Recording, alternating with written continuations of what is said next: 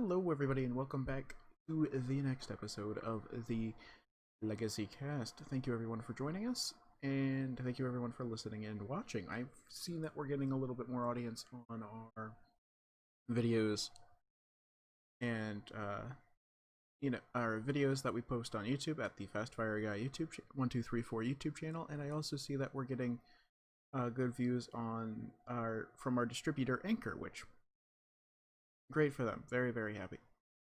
Now, what are we getting into now? Well, I would like to first say, yes, we're not doing Star Wars. Again, wanted to take a little bit of break, talk about a different movie. One of my favorite movies, actually, personal favorite movies, actually. We're going to be going into detail about Tron Legacy, which, if you haven't seen it, please go watch it. It's I personally love the movie.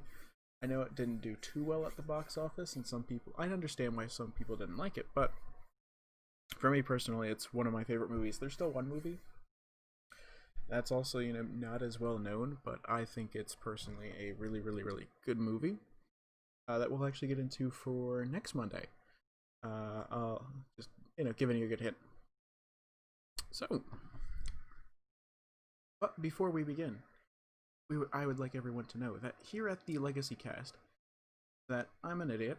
All of these takes are our personal opinions, but that doesn't excuse us from scrutiny. If you do think that our opinions are wrong, please voice it in the comments below, and we can have a civil discussion.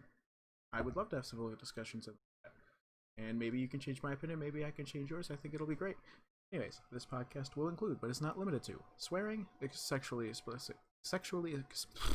explicit content, hot and cold takes alike, and even more swearing. God dang it, Jacob. You can never do the intro right. But, I'm keeping that in because, good God, I am tired. It's almost 1 in the morning, and let's start a podcast. So, first off, before we get into Tron Legacy, why am I talking about Tron all of a sudden? Well, first off, 2 things.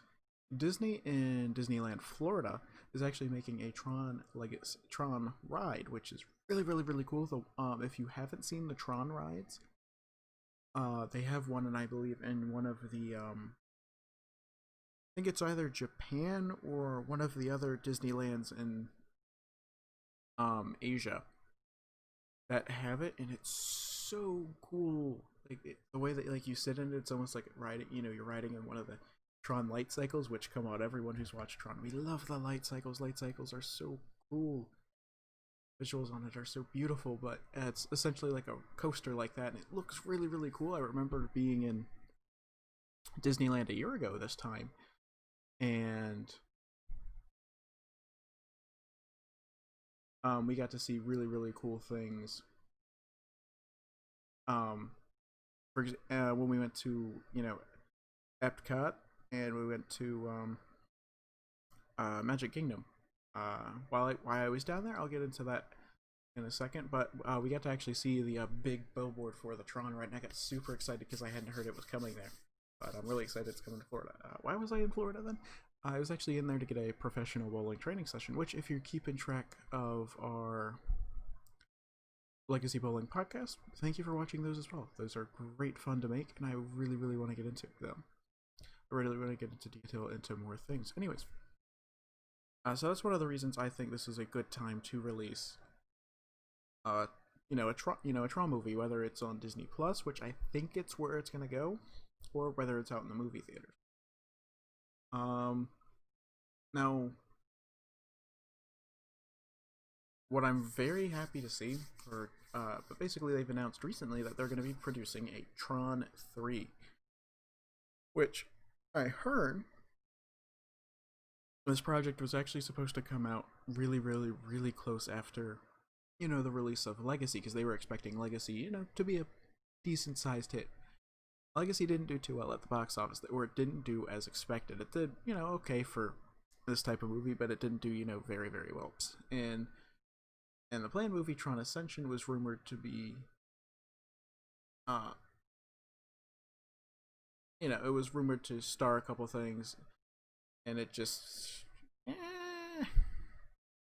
never came to fruition because they're like, well, this bombed, we're not going to do another one. But very very recently they've revealed a couple of details about the new Tron tree. Which, first off, the script is apparently done already for the new Tron movie, which is very very very exciting. Um, uh, Quoting the person, quoting the Disney executive who was talking about the movie on a podcast, they said the reason they didn't release it so close to the last one is they said the timing wasn't right to have done it back then. But they feel like right now, when there's a lack, I'm guessing it's because of a lack of content coming out, which Disney's going to be really struggling with in the next couple of years because they don't have a lot of big blockbuster movies planned. They had Rise of Skywalker, which was the end of a trilogy, and they had Avengers Endgame, which produced their best profitable year ever, and now they've got nothing. Nothing really really really big. Hell, Mulan was scrapped and forced to go onto Disney Plus when they were expecting a huge box office turnout in China and in the States for people who love that movie. But so I'm guessing this is why they're planning on releasing this and doing it now. And I've heard, and apparently they also said they learned a lot of lessons with the faults of Tron Legacy. They're going to try to fix that and hopefully bring this to a broader audience. I'm very very very excited. So apparently this movie is being considered for a Disney Plus, which I'm not for or against. I think that having exclusive content, set a Disney Plus kind of movie is kind of doing like Netflix originals, which that's one of the best things about Netflix these days after they've lost all their titles is that they actually can produce, when they put money into it, decent original shows. Stranger Things is one of the most watched slash stream shows. HBO has Game of Thrones. So exclusive shows for that are created by the company, like Netflix, HBO, Hulu, those exclusives. Like Hulu has Future Man, which I actually think is very very enjoyable. I think we might do a podcast on that. I think it's very I think it's very risque, but it's also really really funny. But I think original content is actually really getting a little bit better, and I think it's actually getting better than some of these corporately produced movies. We can all admit it's better than The Last Jedi.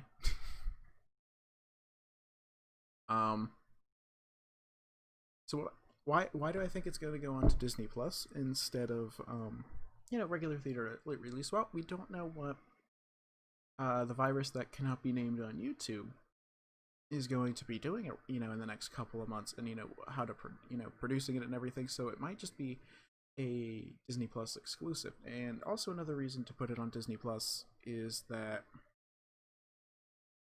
Disney right now is bleeding a little bit of cash, and they probably want to get subscriptions back up. And so to get some of the older Tron fans come back to Disney Plus, or to get people to resubscribe to Disney Plus after a huge number unsubscribed, after the the Mandalorian finished it, after they watched a lot of their older shows that they liked. So they're probably using that as a way to get more subscribers into Disney Plus, which I think is interesting. I mean, I have when we got it for the full year because we had an Apple card that we got through some refund, so we were like, we'll just buy a year Disney Plus.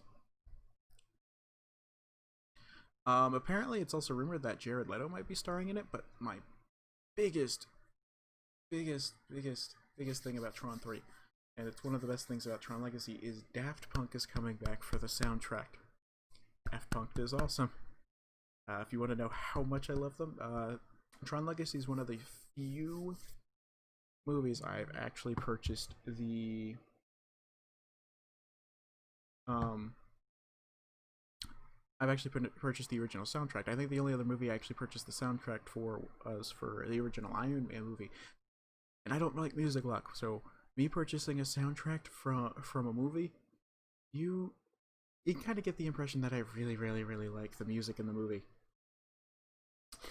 But yeah, as with all things, this new movie is a lot of a rumor. What Disney is hoping to do is they're hoping to get Daft Punk back, and they're hoping to get the director of Tron Legacy, because Tron Legacy wasn't a bad film per se, it just didn't grab the attention of the general public. So I think they're going to try to get the same director back, which is going to be hard because he's working on a lot of things. I think the same director is working on the Top Gun stuff, so it'll be interesting. Very very very very interesting. now on to the movie that, we have located here, which is Tron Legacy. If you've never watched it as a fan, strongly recommend. But let's, I guess, say what I like about the film. So, visually, it is stunning. I love the visual design, the digital, the digital world in Tron. It looks so good. The bright, glowing colors along, the black surface. It's such a nice contrast. It's really, really beautiful. And then as I said before, the soundtrack is so good. I strongly recommend listening to some Daft Punk if you haven't before. It's really, really cool with the fight scenes, and it definitely gets you in the right mood. One thing I do like about this movie that some movies tend to struggle with is the world feels lived in. And what I mean by that is that, this world, if Sam Flynn never went in there, would still, everything else would still be going on. The games would still be going on. The resistance that you kind of see a little bit of when they are talking with God, I can't remember his name. He's like the guy with like the bright white suit, the bright white hair, who ends up betraying everyone. You can kind of see the a resistance going on in the background to overthrow Clue. A lot of things would still be the same if what they were before Sam went in there. And I think that's just such nice attention to detail in storytelling, where the protagonist, while he can affect and change the world, he's not the the reason that a lot of things are happening. Like, Clue was still going to do this plan whether Sam Flynn went in there or not. It's not something that, oh, the main protagonist of the story is doing something based completely on because the main protagonist of this movie comes in. It's something that he's had planned for a while, and him coming in is just speeding up the plan and allowing him to do it sooner. So I really, really, really, really like that kind of story. At least, personally. I just love it when the worlds feel lived in. I love it when they feel, because it brings you into it. Really, really brings you into it. And if I personally was going to do a movie, I would love to see a movie based on the resistance working, the black market, in this digital world of them trying to overthrow Clue over time, which Disney tried to do with a series, I believe it was called Tron Resistance. It was, oh, I gotta look that up real quick, but it was an animated show. Sorry, I was typing to look it up real quick. Tron Uprising, which was about the uprising, within the world of Tron, and even then, the world still feels really, really, really. I wish it would have went on for more seasons. I think it would have, but since Tron itself didn't do too well, and the my show didn't do too well, it's like, okay, pull the plug. No, this world. I absolutely love the world of Tron. It's so. Maybe I'm a little bit biased because I love the visual design.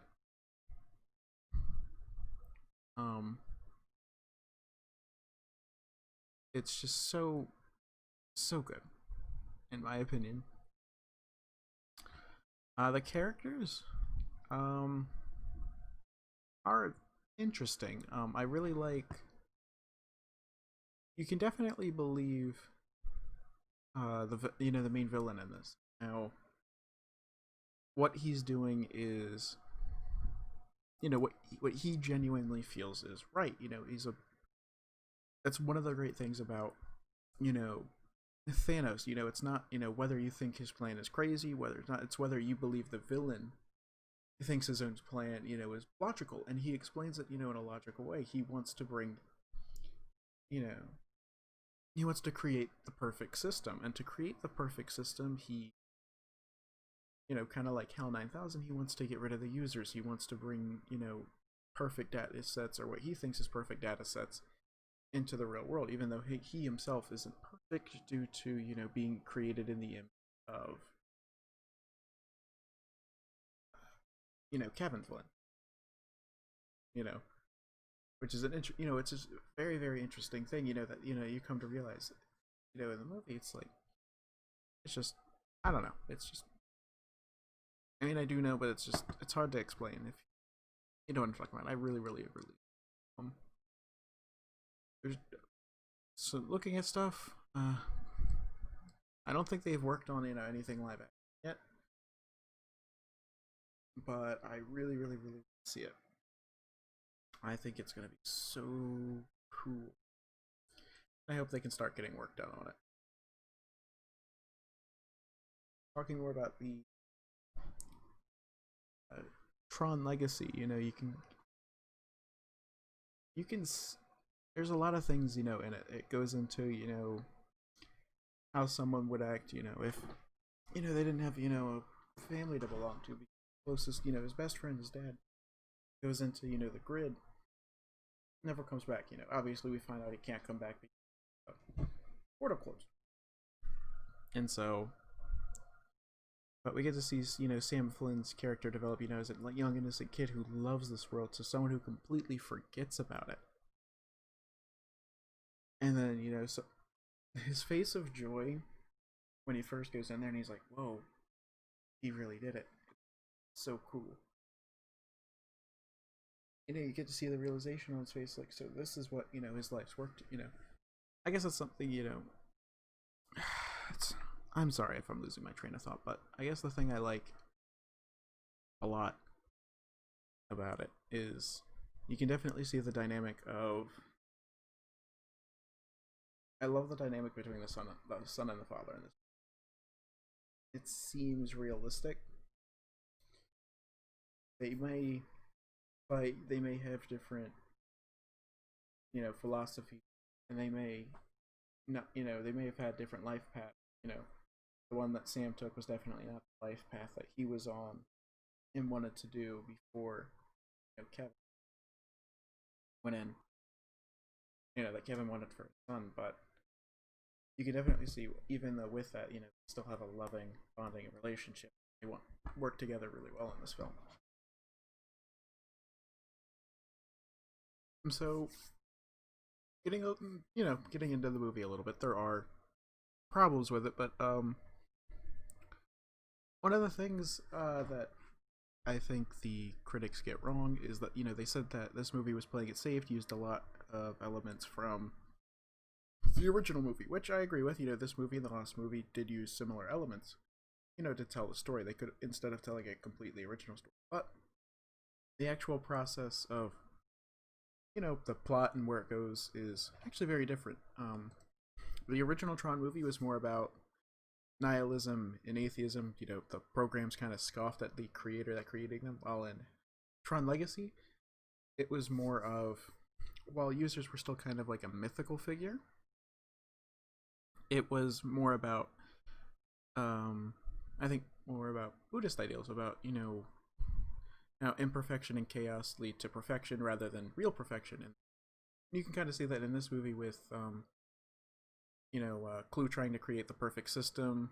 However, the imperfect core, is contrasting by all like self-serving programs. Zeus removing oneself from the equation, which is, unlike a lot of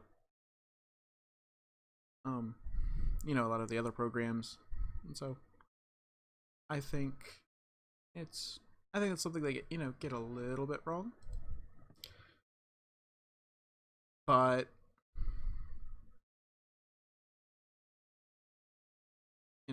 I understand why people don't like this movie, but I personally like it. Um,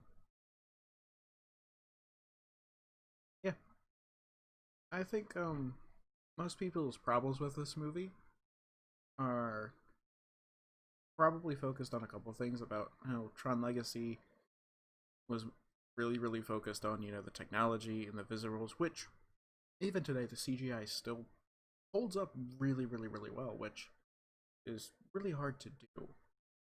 To have, you see with a lot of movies, as the CGI ages, it starts to lose its focus, but with with really really good well placed CGI, can still hold, which this CGI really holds up still today. But a lot of people think that this movie was more for visual and went for score based entanglement with their audience rather than a good story. And good story is paramount. And while I do think the story in this movie is personally I think it's good, but I understand how some people say it was weak.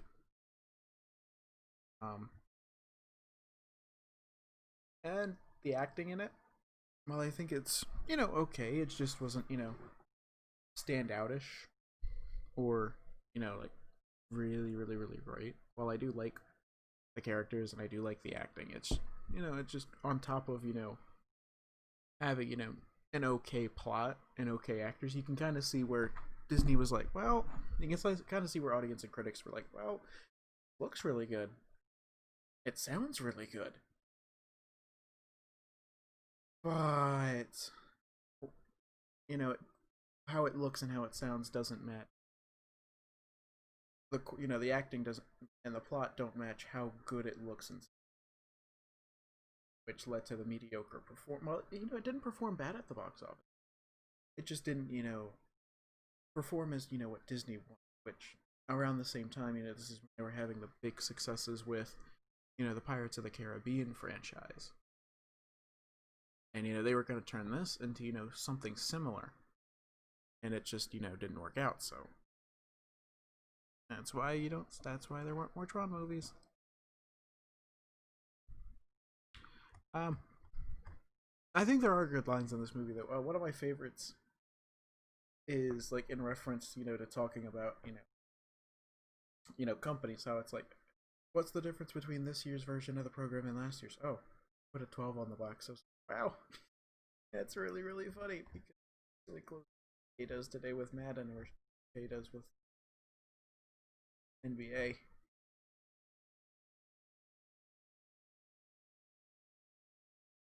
And I think one of the biggest things that the reason they didn't continue the series is that the reviews for this movie went two ways: you either really liked it or you really didn't like it.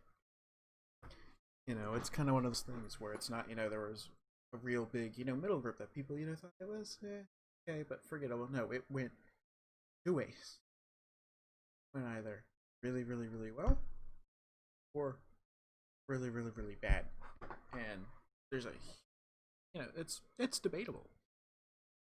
Some people really get into this movie, they see deeper themes, and then there's people like myself who why I really like it, and then there's people that just thought it was a boring story, boring visual, or no, good visuals, good music, boring everything else.